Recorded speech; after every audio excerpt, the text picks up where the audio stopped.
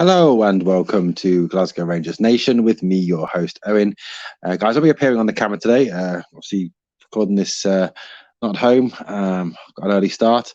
So let's still get through, though, all the daily updates and news this morning or this afternoon or this evening, depending on whenever you are picking up this video from Glasgow Rangers Nation. The only channel, guys, that seems to be dedicated to bringing you daily news, daily roundups, daily updates, speculation, rumours, signings, club statements, games during the season, podcasts, like the podcast we did last night. So the podcast from last night, we're talking about appointment of Brendan Rodgers and his Michael Beale's knowledge of Rodgers, talking about Tassos Douvakis, talking about Charlie Cresswell, talking about sporting directors, as well as obviously getting you, the viewer and listener, involved in the channel.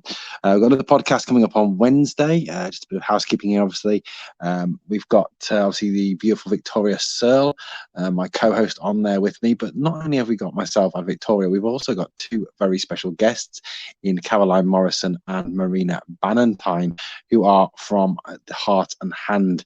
It'd be great to have them on to chat all things Rangers. So come and join us at 7:30 on Wednesday night for that podcast. It should be absolutely fantastic to talk Rangers with Marina and Caroline. Guys, the best way to make sure you don't miss out on any of the content is to hit that sub, ring that notification bell. And if you give this video a like, guys, it always does help out. Our membership is growing daily as well. We've got a 99p membership. It's only 99p, less than a cup of cheap McDonald's coffee. Hit that join button, guys. It's just below the video, or you can check out the join button on the channel homepage. Well, first of all, we're going to talk over a few rumours, a few stories doing the rounds at this moment in time, linked to our amazing football club. First, last night, obviously, it was tweeted out that Rangers are no longer interested, or were never interested, in this man here, Anastasios Douvakis, or Tassos Douvakis, the man of many names, Greek striker from Utrecht. Now, rumours obviously had it that Utrecht were looking for somewhere in the region of 7 to 10 million for this centre forward. Many people feeling this was well outside Rangers' price range. Maybe 7 million was a possible price, but any more than that, obviously, I think they saw it as that been far too much. However, it was tweeted out today by Heart and Hand and also by Rangers Review that it is understood the club have no interest in pursuing any deal for Anastasios Douvakis. This comes in spite of the fact that obviously Douvakis had an exceptionally successful season in the Eredivisie, finishing as joint top scorer. He scored 22 goals this season in 38 appearances in all competitions, but not only that, also had, I think it was 4 assists, so 26 goal contributions in 38 games, which is a phenomenal, excellent return for the young striker. He's also young, got time to develop and get better, but it seems that Rangers are not interested in bringing Douvakis to Glasgow. Whether it's the price tag that's put them off, or whether there was never an interest there, we don't know. Because obviously, we are in silly season. The moment that transfer window opens, the media go into overdrive. Somebody saw somebody talk to somebody, and rumour starts to spread, and who knows what next. Rangers linked with Kylian Mbappe. Well, that's just pie in the sky. But you know what? You can dream, can't you, guys? But obviously, no, Douvakis looks like a non-starter. However, there was one striker who has been linked with Rangers. And again, this rumour keeps coming back time and time again. And for me, personally, it is a very worrying rumour. Not the sort of rumour I like to read. And, on a night when I read that we weren't interested in Douvakis, who is an out-and-out goal scorer, I think we all know, we all accept that Rangers need a 25 plus goal season, 25 plus goals a season striker. And Douvakis, I think, could have well fitted that bill. Even Freegan, the Croatian striker. Josh Maja, obviously, is still a possibility. And as I outlined on the podcast last night, that's a very complicated process we're in with Josh Maja, with obviously all the appeals going on in France. But a link that doesn't seem to want to go away is a link to QPR and Scotland striker Lyndon Dykes. Now, Lyndon Dykes is someone who currently plays down south in the Championship for QPR, and obviously very recently scored the equalising goal for Scotland against Norway in that fine Scottish victory over Norway. However, Lyndon Dykes, let's talk honestly about Lyndon Dykes. Let's honestly think this one through. Is Lyndon Dykes the man that we need for Rangers? Is he really going to come in and make a substantial difference to this team? Is he going to come in and improve this team? Is he a player that's going to come in and score 25 plus goals a season for Rangers? Now, there's nothing that I read, there's nothing that I see from Dykes that impresses me as being someone who can come in and score goals on a frequent basis. It's just not in his makeup. Yes, he's big. Yes, he's awkward. Yes, he's decent in the air. Yes, he's got physicality. But personally speaking, I really don't rate this guy at all. Sorry, Scotland fans, if you're a fan. I know obviously that a lot of Rangers fans aren't Scotland fans due to obviously the relationship between the Rangers and the SFA. But look, you may be controversial, you may disagree with me, and that's absolutely fine.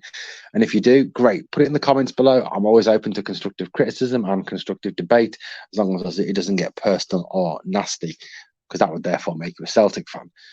Realistically, wouldn't it? Because let's face it, they are classless idiots. And I've got a bit of a story about them just at the end of the podcast that I want to touch on.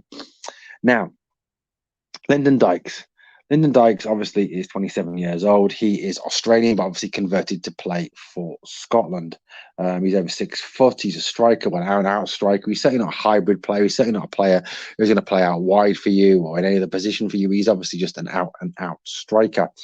In terms of goal, excuse me, in terms of goals, he's not exactly prolific. 8 goals in 40 appearances for QPR last season is pretty woeful. Now, I know QPR had a very poor season last season. I 100% understand that.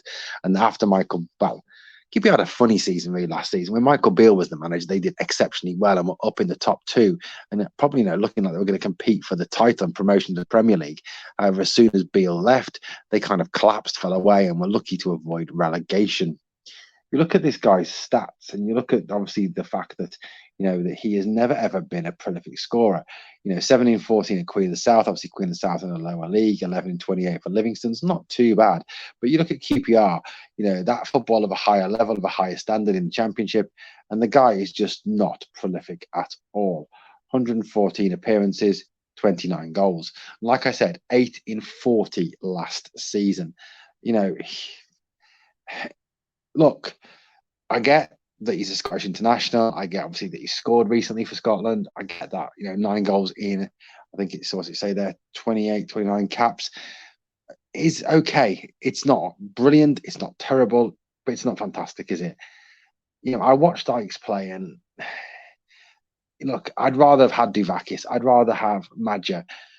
I'd rather Kemar Roofe come back and be fit than have Lyndon Dykes. I really don't rate this guy in the slightest as a player, and I really hope this is another made-up rumor from the Scottish media and from obviously a number of sources down south as well. Lyndon Dykes, to me, is just not the player we need.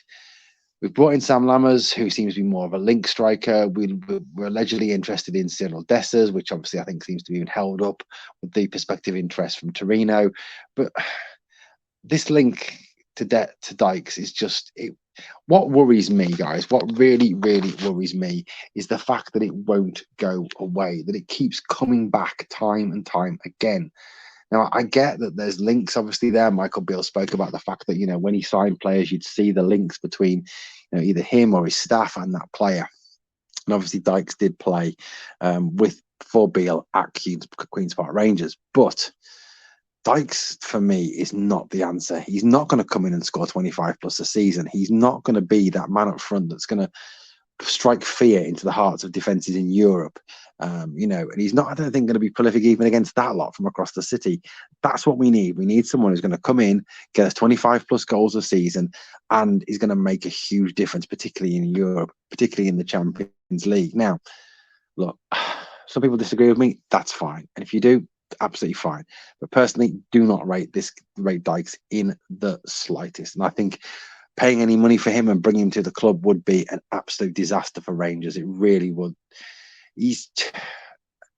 I just really hope that this is not true, and that Rangers continue to pursue obviously Dessers, Madja.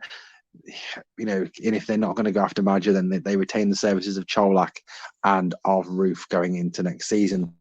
Obviously, Roof, it's all about keeping him fit, which obviously is a very, very hard one indeed. But, Kamar Roof is probably one of the best finishers at the club. Probably the person that comes anywhere near him is James Tavernier, as daft as that might sound. But Lyndon Dykes, no thank you. Please, no thank you. You can keep him. You can keep him QPR with our pleasure. He is not our Rangers standard player, and he's not going to make a difference for us next season if he was to be signed. It would, I think, be a disastrous move by the club. More talk, obviously, is continuing about the future of this man. Sorry, Victoria. Yanis Hadji. Again, repeated links with a move to Spain. Now, there's a lot of debate about Yanis Hadji. The price that's certainly being quoted at this moment in time is somewhere in the region of £3 million.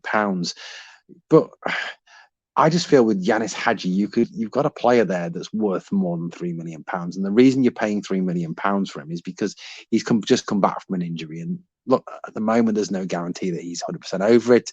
Yes, he is starting to play again. Yes, he is starting to get back to form. But there wasn't the time at the end of last season to really rebuild his fitness and rebuild his match fitness. So for me, you've still got that air of uncertainty over him. And that's why I think if he was to move this summer, you would not get a fee reflecting this guy's true worth. My personal opinion, and I'm not just saying this because I work with Victoria, is that we should keep him for at least another season, give him opportunities to play, give him opportunities to impress, in effect, put him in the shop window. Because I think, if he comes in next season, makes a difference, assists some goals, scores a couple of goals, plays impressively in the games that he's picked for. And we are going to need a squad, I think, that has two players for every position and that rotates a little bit and, spells certain players, because they have the SPL, the cup competitions, and hopefully the Champions League as well. So, in terms of Yanis, given the season, he comes in, he does well, you're probably going to have a player that's worth 5, 6, 7, 8 million pounds. And you're going to want to get the biggest price for him as possible. He's still under contract. He's just signed that new long-term deal. So for me, I would keep Hadji. I'd push him a little bit harder. I'd push him to get his fitness back. I'd push him to get his match fitness back and push him to really impress. That's what we need to do. That's what we need to do with Yanis. Hang on to him for one more year, increase his value, and then if we were going to sell him, that would be the point to sell him on. Sorry, Victoria. I know that would really upset you. Well, guys, obviously there's a lot of talk as well about young players and their futures at the club, with a number of obviously new signings that Rangers are currently making.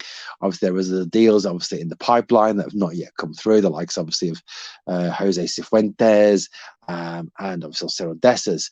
But there is still a lot of debate, isn't there, around players like Alex Lowry, Adam Devine, Zach Lovelace, and what role they're going to play next year, Bailey Rice, if any.